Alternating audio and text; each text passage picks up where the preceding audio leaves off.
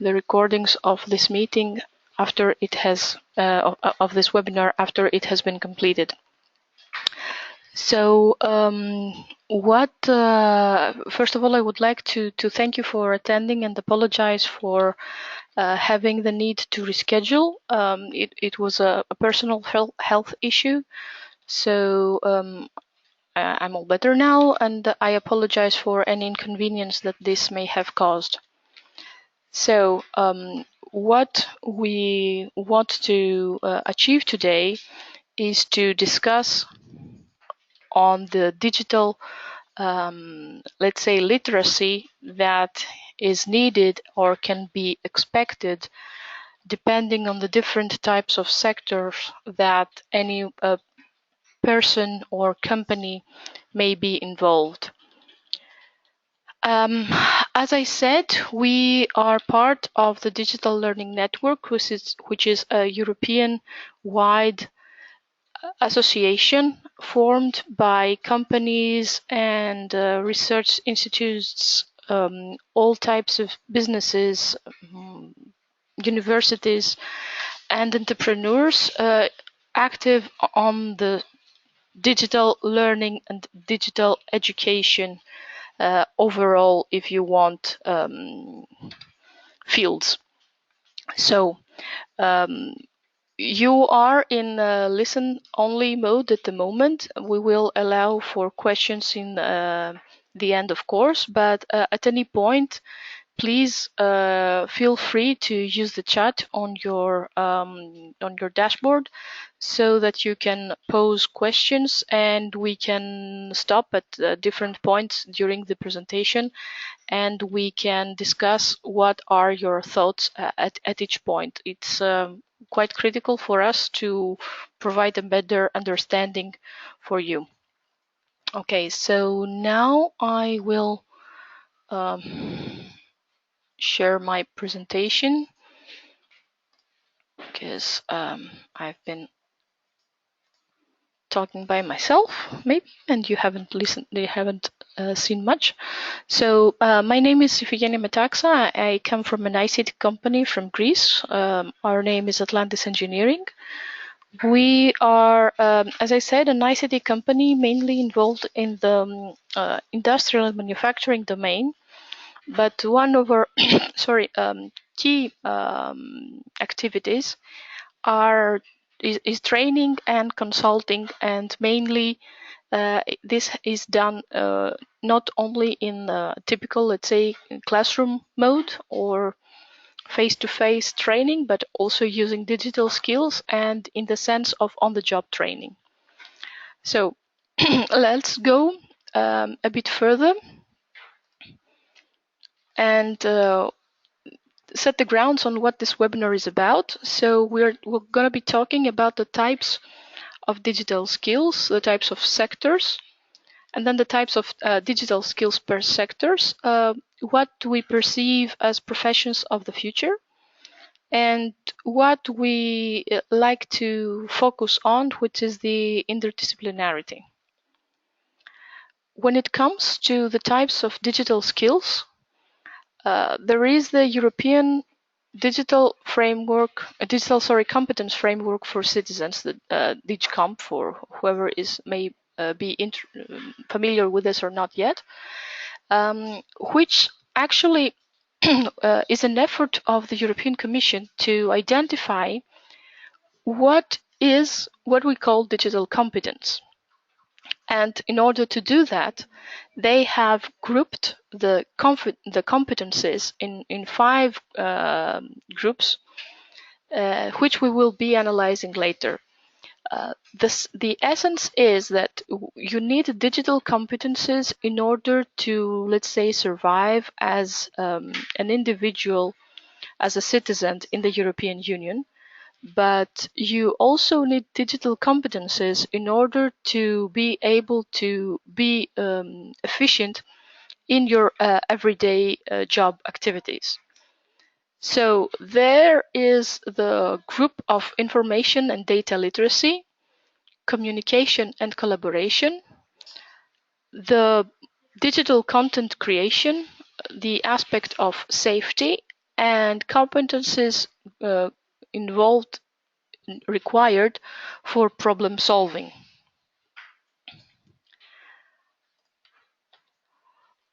We will, as I said, we will browse these categories one by one so that we will be able to get a better understanding on what this is, how this group of competencies are conceived by the European Commission. So you may realize, you may think at the moment when you take a look at these high-level descriptions that maybe these are things that you need for your day-to-day citizen or social life. But please keep in mind that these are competencies that are required also in the professional part of your lives and in your professional activities. For example, okay, browsing, yeah, okay, it's not that that important maybe or that interesting as a competence to be able to look up something in Google or any other search engine for that matter. But the concept of being able to browse, search and filter data and information and digital content is quite important because we live in an era that the data are multiplying, generating in whatever type of activity you're involved in, and the information and content in digital environments is abundant. So it is necessary to be able to access this information, to navigate between them, and to create and update personal search strategies. Not everyone is able to consider all information that is out there, so it is necessary to have a strategy, have a point of view that will allow someone to not only to browse and to search among data that are there in any kind of digital system, but also to filter and evaluate that. So this leads us to the second competence associated with the group, with this specific group, which is to analyze and compare and critically evaluate the data, um, assessing also the credibility and reliability of the sources of data because of a lot of uh, vicious or not, but anyway, wrong data and information and digital content that may be going around. The evaluation of data here can also, for the evaluation of data here, we can also keep in mind that we need to interpret and critically evaluate all the information that is there, taking into consideration also the fact that we live in an era now that digital attacks are a fact. So we need to be able to evaluate if the data that we are analyzing have been compromised or not. Then we go to managing the data, information, and digital content, which means that we need to form in a structured environment some kind of organization and storing of the data so that it can be retrieved at any given point of time, but from different individuals as well, because I might be the one responsible for, let's say, downloading, storing, and organizing the data in different digital libraries or archiving them with a specific system, but this must be done in a way that it is reusable by everyone else involved in this company or system, or however big the organization involved in the data storage is involved. Going on now to the second group of competence is the competences related to communication and collaboration. We need to be able to interact through digital technologies. This is very, very important to understand appropriate digital communication in a given context.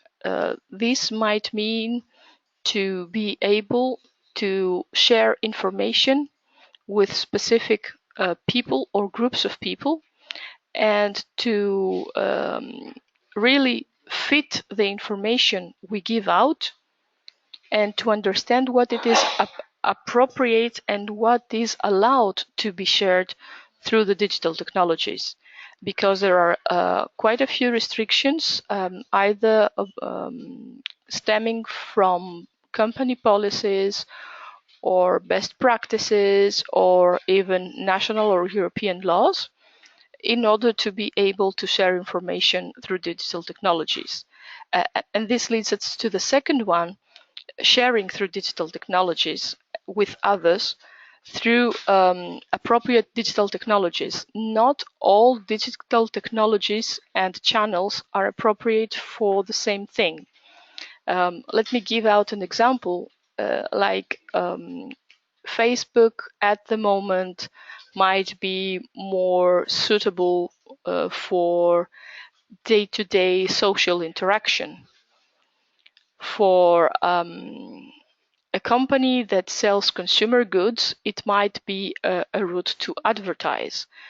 If you are talking about project management professionals or ICT professionals, it would be more appropriate to share information about their professional life through another type of digital platform such as LinkedIn. So to share information means that we know who we are talking to, who is our audience, and to use the appropriate digital technologies. So I use the example about the digital channels in the sense of the platforms, but let's take a moment to consider different digital technologies. Whether I am transmitting information related to a company policy or an advertisement or pricing ranges, I need to consider that different ways of conveying the information are necessary to be used. I cannot publicly announce information that might be sensitive or even confidential using a non-secure way of data transmission. So I need to be able to know how information is transferred, and what are the attribution practices.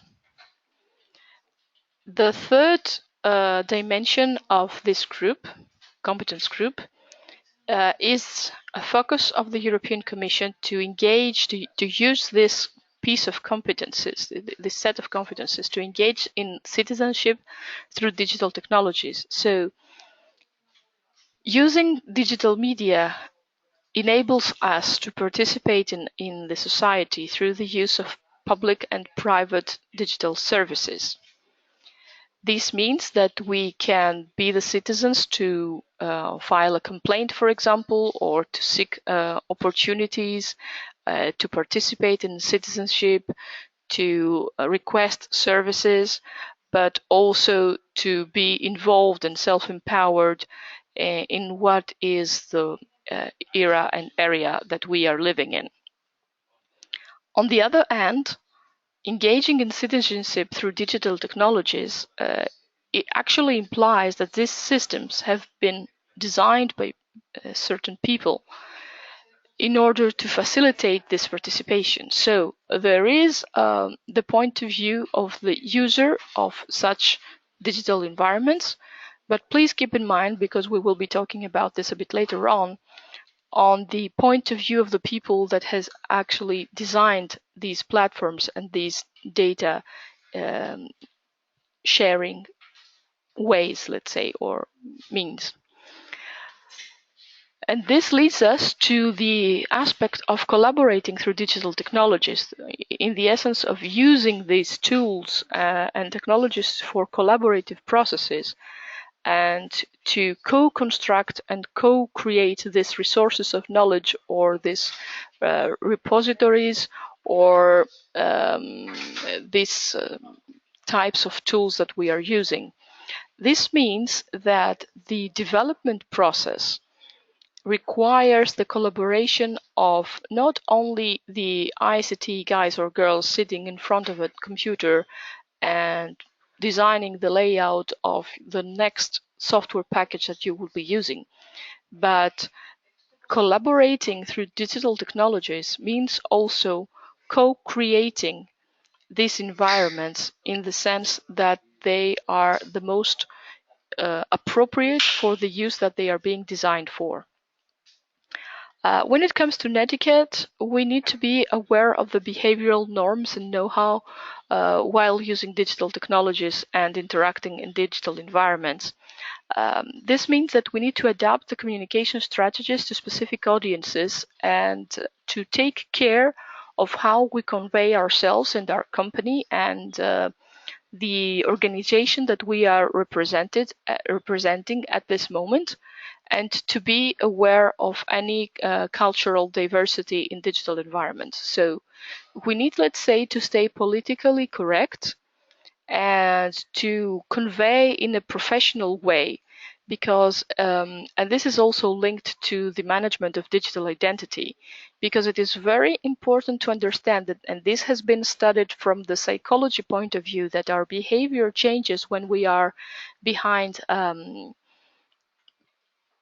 PC, laptop, tablet, whatever, and we feel that we are masked with a sense of anonymity, and we, let's say, are not always that polite in our digital self.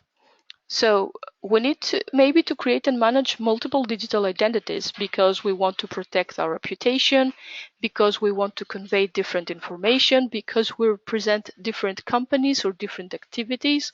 And this is the way that we can deal with the data that we produce through several digital tools and environment and services. So the actions we take, let's say, as a parent in a PTA association is one thing. The action that we take as citizens is another thing.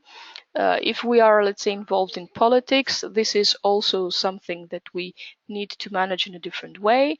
And our professional self also is different, which might be also need to be scattered in multiple digital identities, because we are involved in multiple projects, to say the least.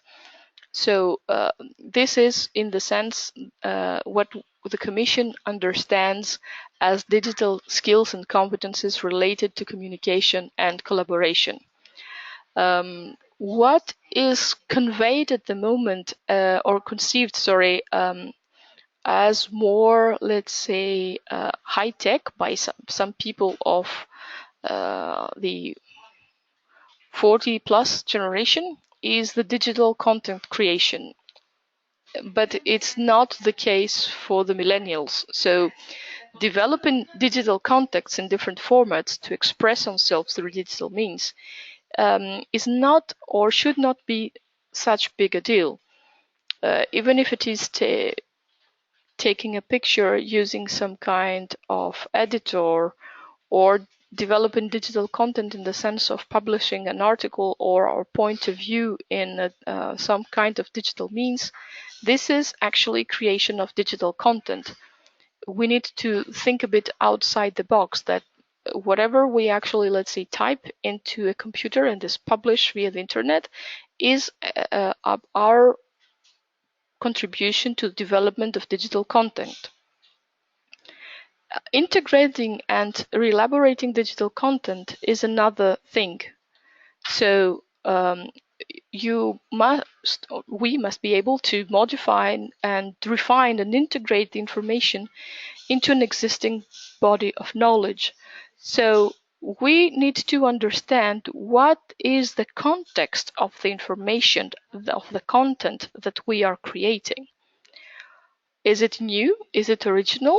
Or is it built on an existing body? This means, much in the way that we would reference a scientific publication, we are obliged, and this is a perfect path for me to go to 3.3, to understand how copyright and licenses apply to data and information and the digital content creating.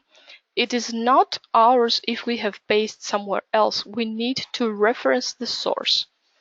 And this is becoming more and more difficult to do and more important to do because of the different types of laws that are being enforced in different countries. Or let's say there are differences between the European Union and the United States of America. So it is necessary to understand these restrictions when we share content, and to when we let's say attribute the creation of digital content to someone or some company.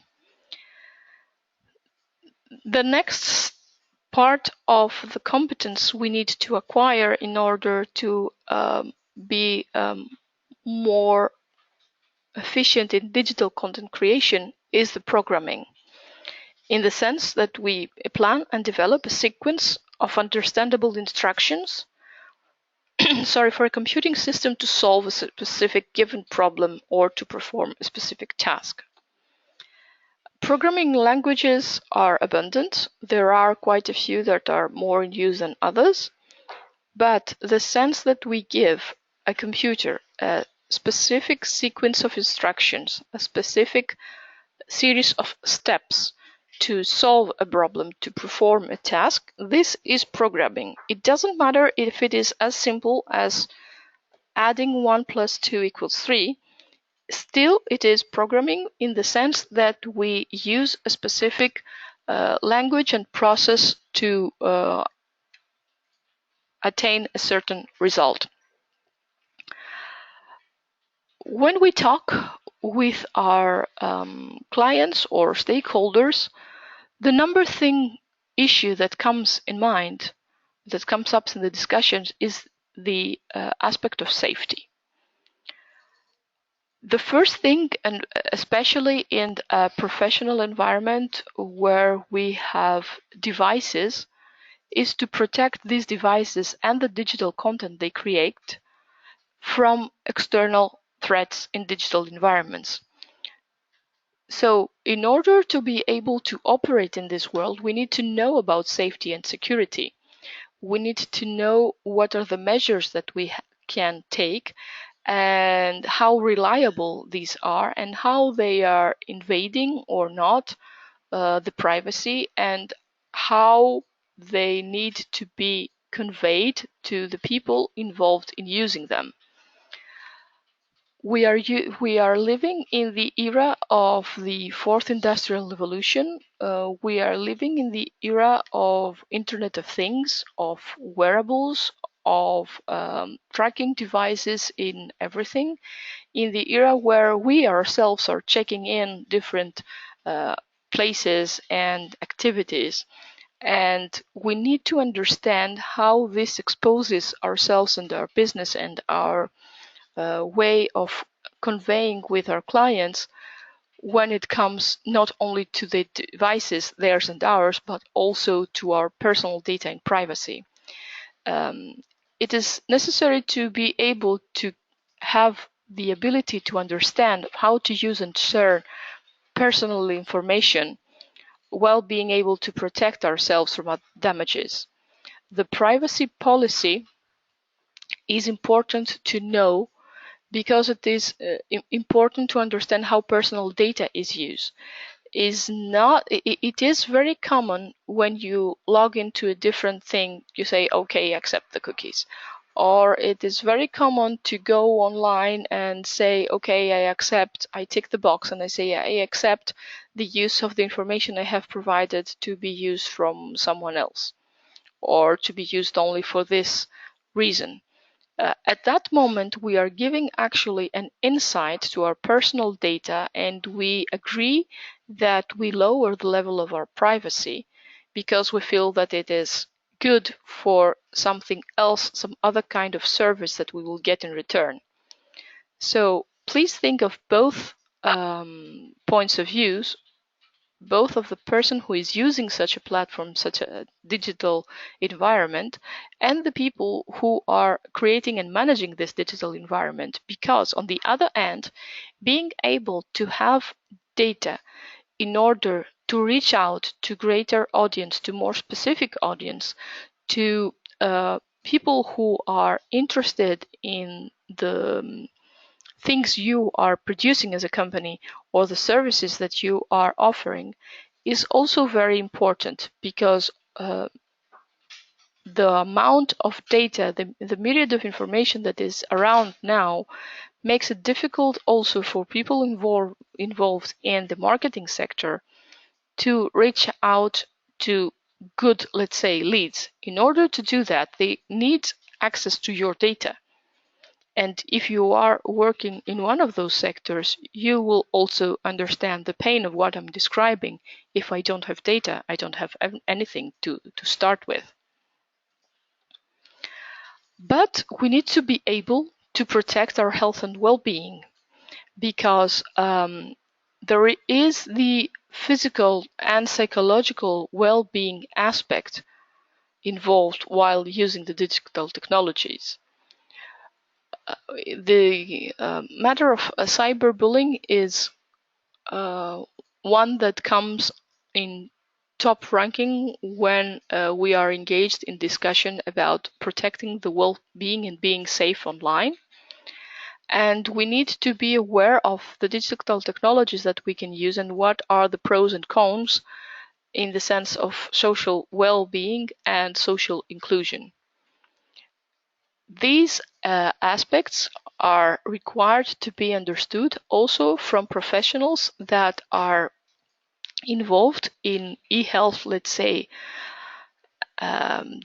development devices advancements, well-being professionals, whether they are in the physical or psychological point of view approach, but also from the actual users of these digital technologies. The protection of the environment is from some people viewed as a good side effect, but it is a fact that we need to be aware of the environmental impact of the digital technologies and their use. The amount of data generated, the big data that are being generated now, need to be stored, need to be processed, need to be assessed. And this requires energies. Even if you are an everyday digital content consumer and user and nothing more, both on your social and on your professional life, we should all become more and more aware and concerned on how the energy consumed for the digital technology that we use is actually produced. So just keep in mind that we also need to plan green and think and use green in the sense of the impact of digital technologies. And I'm going to the last and fifth group, which is the problem solving. We may be required to solve technical problems, and it might be the most easy thing, as is the cable in, is the thing plugged on. So the thing is to be able to identify. I'm just humoring here, to identify technical problems when operating devices and using digital environments. So from simple troubleshooting to solving more complex problem, this is a skill that is required in some cases more than others. It might be as simple and easy as to restart your tablet or PC or your smartphone, or to just download and install a driver for your printer, something like this. But it is necessary to be able to collaborate with the professionals assigned to do the troubleshooting and problem solving for you. We need to understand that these are not magical machines, and they are actually doing what we are telling them to do. So before we buy something new, we need to go to 5.2 and identify needs and technological responses. It is quite the case that people that want to assess the need and that want to select and what digital tools they're going to be actually investing in are a bit puzzled, to say the least. Just because there are so much possible technological solutions, just because there are so many ways to adjust and customize digital environments to the personal and professional needs, it is difficult for companies to actually assess what they want to use, what they would like to buy. It has been the case more than once and more than twice and many times that we have clients that say, okay, we have this specific needs, we have this amount of money, we know that they are like 5, 10x solutions out in the market, but we are not feeling confident enough to make the decision on which tool we need to select, on where to invest the money that we already have. So this is an area of interest that a lot of consulting services is involved. Let's go a bit further and examine the aspect of creatively using the digital technologies in the sense of creating knowledge and innovative processes and products. We work together usually as teams, but we are engaged individually in cognitive processing, and we need to understand and resolve conceptual problems and problem situations in digital environments. What this means, what does the person who has this skill can actually do? The problems that we are facing today are more than often complex, and they need to be broken down in pieces, and they need to involve people from different groups, teams, even companies. So the ability to use the digital tools and technologies to engage oneself in this collective and cognitive processing is very important. Another thing is to actually know your weaknesses, to identify the digital competence gaps, to understand where I am competent and confident or not is quite important, because if I know where I lack, where I have a gap in competences, then I can target this area for improvement or knowledge update. Companies need to be able to support their members and in each other, if it is a group of companies, with their digital competence development. It is necessary for professionals to seek opportunities for self-development and to keep up to date with the digital evolution.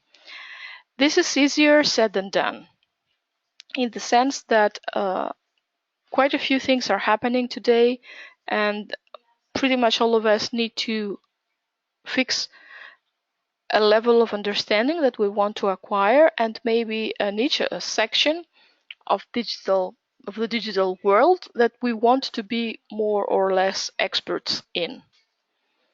But identifying these needs, relating also them to the needs that we have from the professional point of view is quite a task, and it is not easy to do. It's something that we need to take into consideration and continuously review, because things are changing, as we said. So what I would like to share now, after I think that we have understood what are the types of skills that we are talking about, is to change our point of view and discuss a bit the types of sectors we are talking about. We have a quadrant here that really shows the change in share of jobs from 1980s to 2012, and this is being updated as we speak. Is what kind of jobs require more or less mathematical or social skills. So when it comes, and I will focus first on the pink ones. When it comes to machinists or carpenters or welders or machine operators, okay, we have fallen a bit behind. There's not so much need to for updates, maybe, and I am a bit also reluctant to say that truck drivers are at the same and they have fallen behind. IoT may require them to update their at least digital skills. But when it comes to vocational counselors or even nurses and other health professionals, accountants, financial managers, and of course computer scientists, it is necessary to see that we are not stagnant in the way that we perceive our works. It cannot be viewed as a stagnant situation. What we learned continuously changes, and the sectors that we are involved in also continually change because the tools that are used are changing. So even if we have learned to do things in certain ways, we always need to keep in mind that we need to update our skills and our competencies. Let's see, and this is according to Eurojobs, what types of jobs are being offered around. So we have different sectors offering the opportunities for professionals to be engaged and actually work on them. It might be accountants, banking, consulting, customer service is quite strong, energy or engineering, healthcare, finance, legal services, leisure.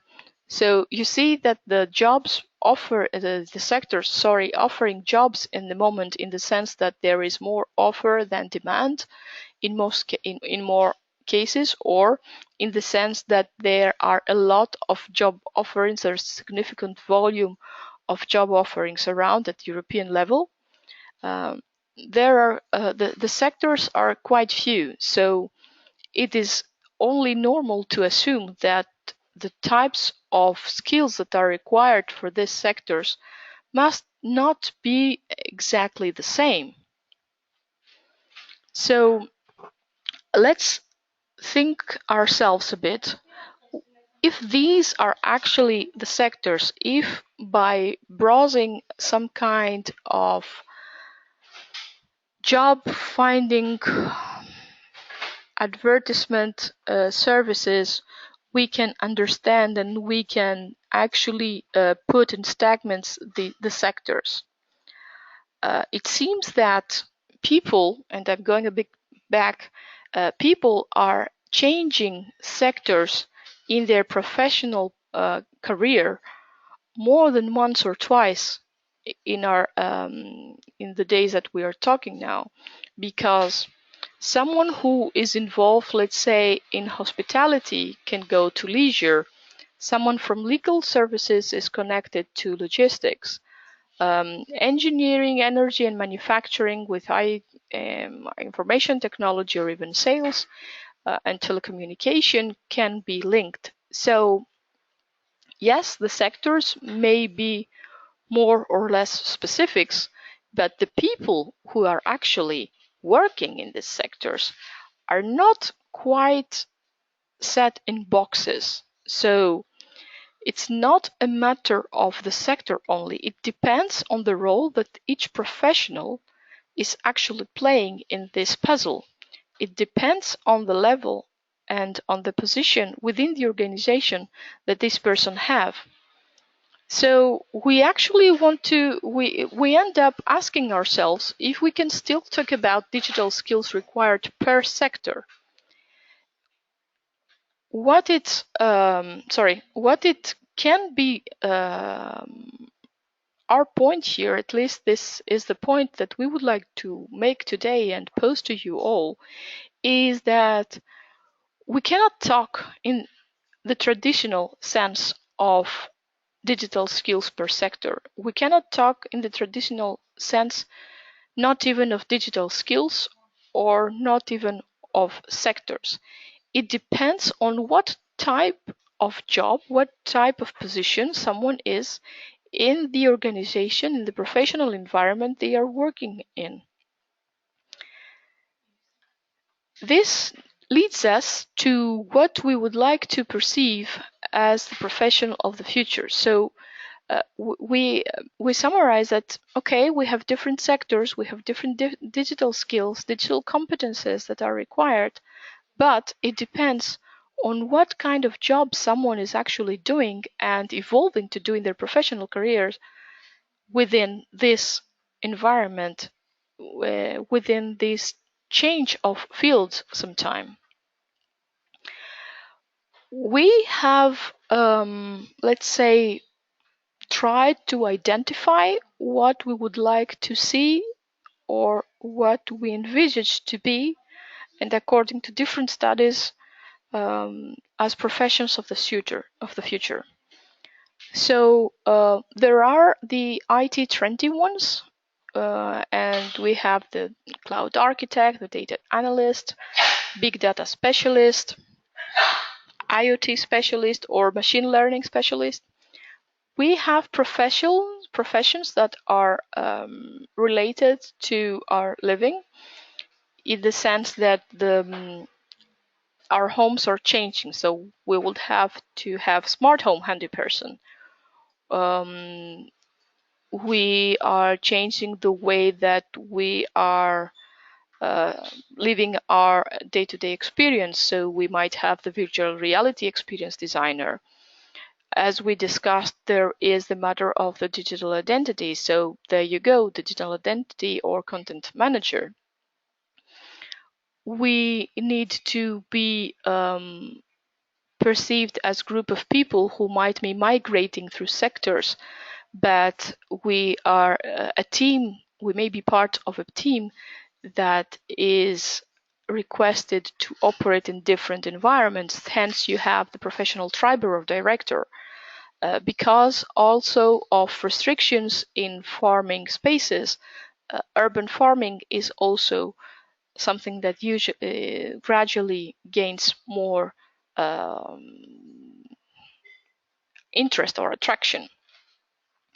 And last but not least, there is the concept of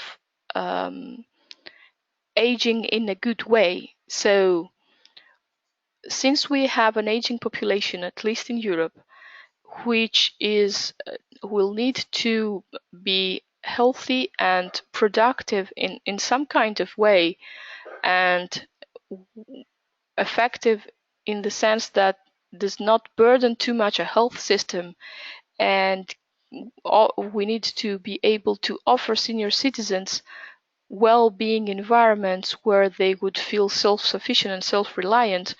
We have registered nurses or remote healthcare specialists because of all the remote healthcare systems that are being developed in ill health wearables, let's say. 3D printer designed also for specialist needs for the aging population or home aides. And there is what I'm personally fond of is the consultant on senior career, because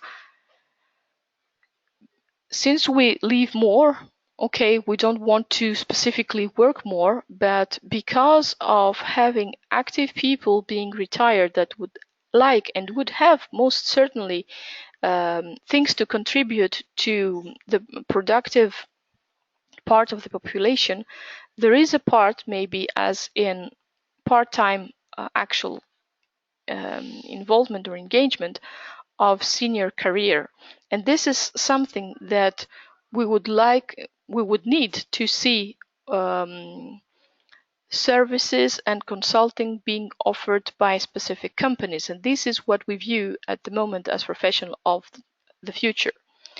If we focus a bit more on the hottest IT jobs, in the sense that, okay, we are coming from a digital learning network where members of our group are generating digital content and developing technology and tools, digital tools for different professions and companies and types of sectors. We'd like to get an insight on what we view as the hottest IT jobs, and this is also coming as a result of gathering of information among the dealer members, but also combination with different reviews and researches on this matter.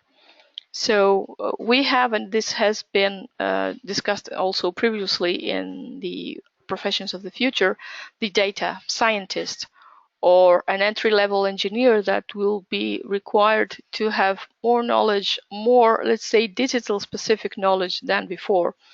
User experience designer, quality assurance, analytics, machine learning engineer, or security analyst, or the Salesforce developer from the IT point of view, or a solution architect, or as we said, there is a strong focus on security, so we would have to also take into consideration the security analyst.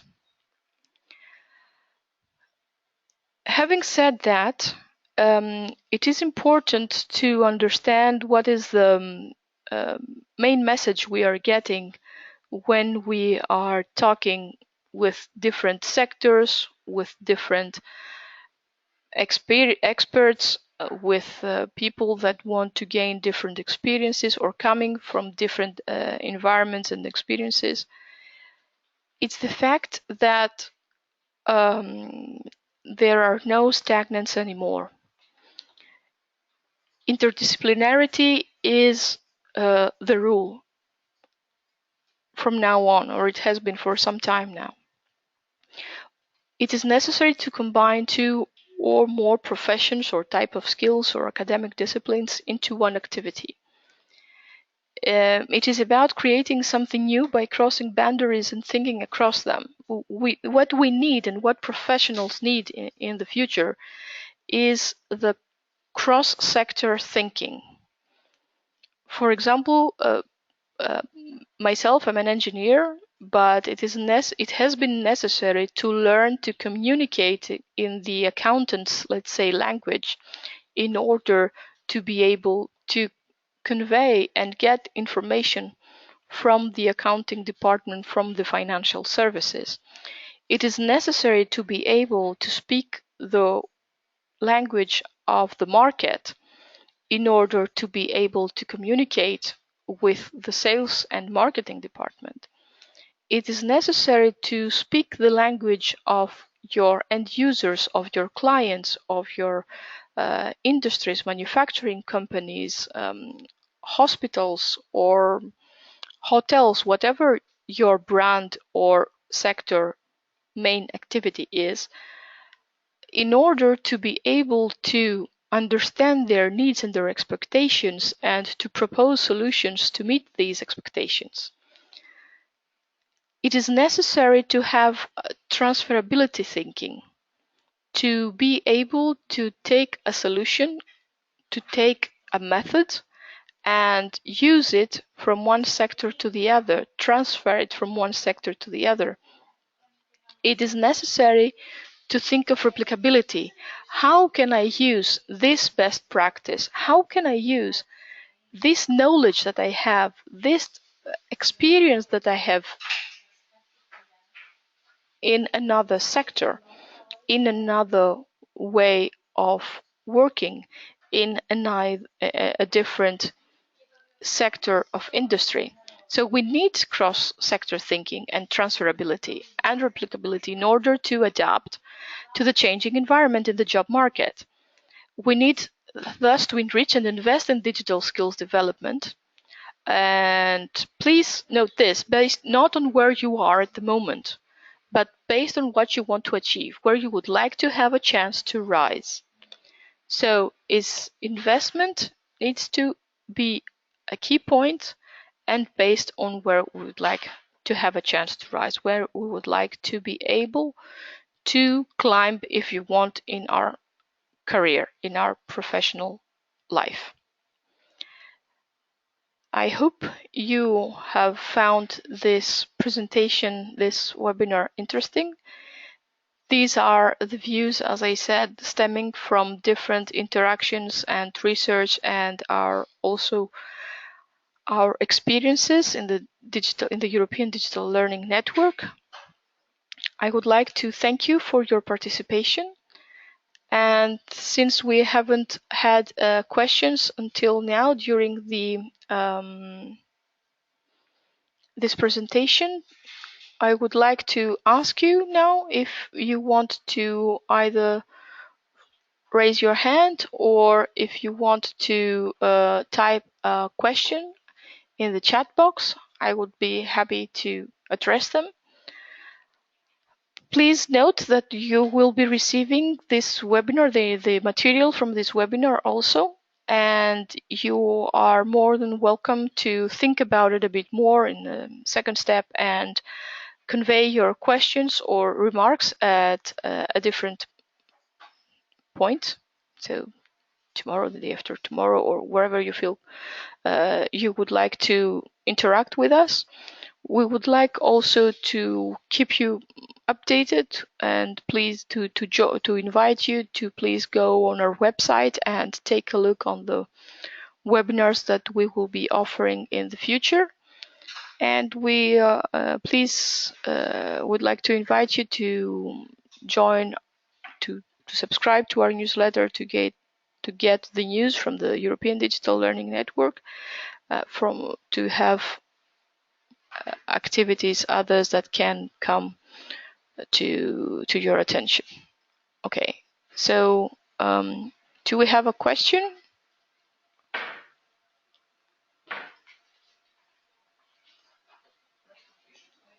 Okay, Silke Voigt, this is you. Yes, hello. Can you hear Hello. me? Yes, I can. Hello. Hi. Thank you so much for this very nice webinar. I would have two questions. So I do work for a social partner on employer's side for a specific sector, for the chemical industry. And we usually have questions regarding the last part, that people should invest in digital skills no matter their current position.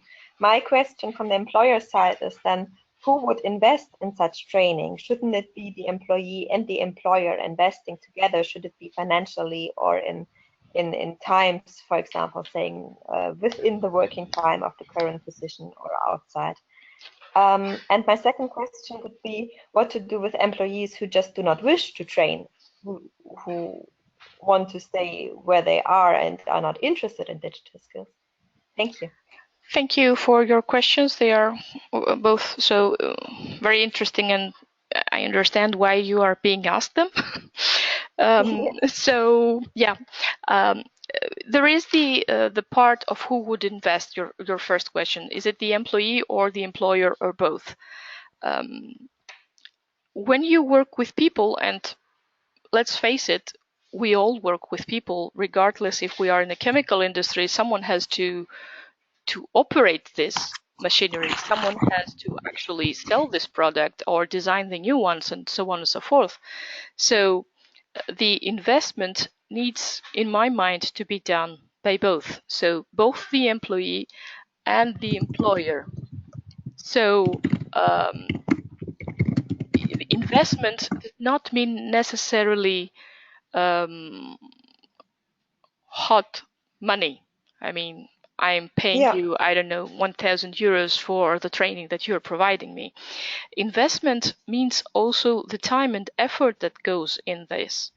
And the costs are associated with the training need to be invested in such a way that there is actually a return on this investment. If we view training and education in general, but on the job training, because I understand that this is what you're most focused in. If we view on the job training as an investment and we expect a return on it, then it is in the best interest of both parties, both the employee and the employer, to do this. Having said that, in a in a process such as this that you are describing, it is not usually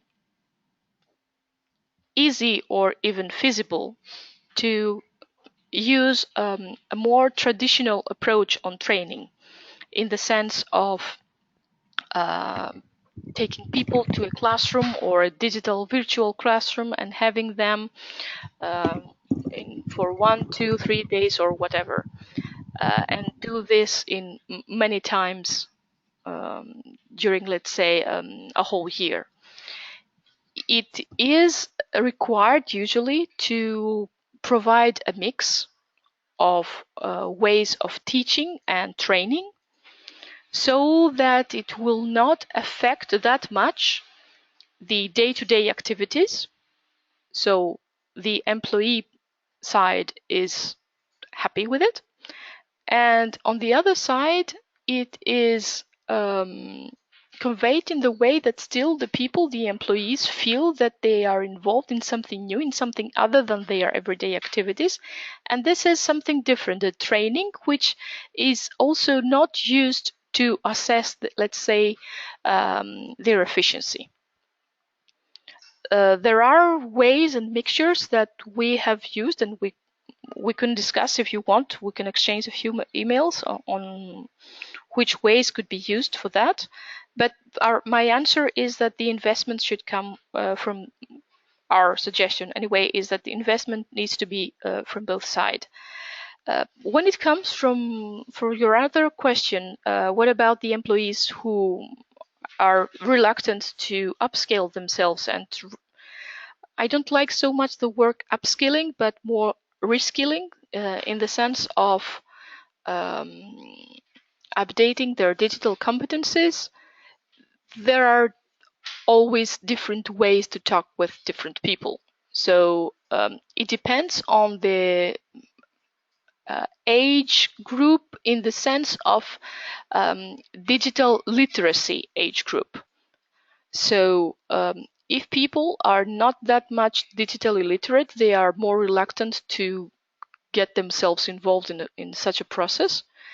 And then you need to find more attractive and fun ways to engage them.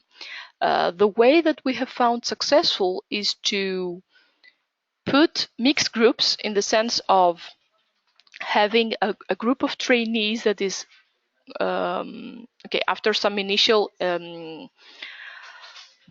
introduction of the training methodology with group that you know that they will be open to get it, then you would move on to people who are more reluctant to do so, but involve them in a group with other people that are willing to engage in these types of new activities, so that they would somehow pull them, involve them in the design process of the training, in the sense that they feel part of the team, and that they feel that they would give out their needs, and that they would be in a sense trained on something that it is interesting to them, as a starting point at least. And to use more, as I said before, more attractive techniques. And this depends on the digital literacy and the age group and the means that the company has. It can be some gamification contexts involved, or the use of augmented reality or virtual reality, of storytelling. So there are a lot of techniques in digital training at the moment that can be used, and try to engage people that are not so willing to do so. But before the technologies come in hand and are decided, the structure of the group that is involved is also important to us. Okay, I hope I have answered your questions. Okay, for some reason, I'm sorry, but I cannot.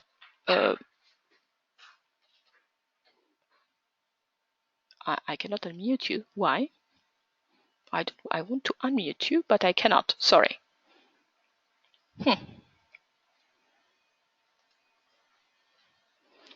So I hope I have answered your question. You can place your response to the chat room. I apologize for this. I don't know why it. Okay, you're self-muted. Huh. So you have to unmute yourself. Now it works. Yeah. Thank you so much for answering my question. Okay. So I hope we will see you again in our next efforts, and we will be sending off the material as I said. Okay. Thank you very much, and have a good day. Bye bye. Bye all.